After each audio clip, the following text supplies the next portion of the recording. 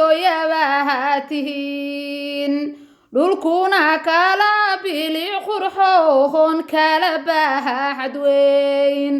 bilicsanay beeshu cadaado ayay degtaa barbarti caada kibir ya camaharon cid lala simeyn godin labiyo ceel hurigey naftu habadegtee gelin sooriyo gidhaysna bahashalka ihigu tuma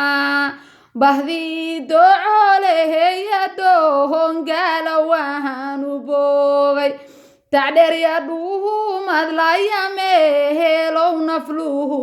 boogay bahdihii xaradhehere amahan baan u badinayaa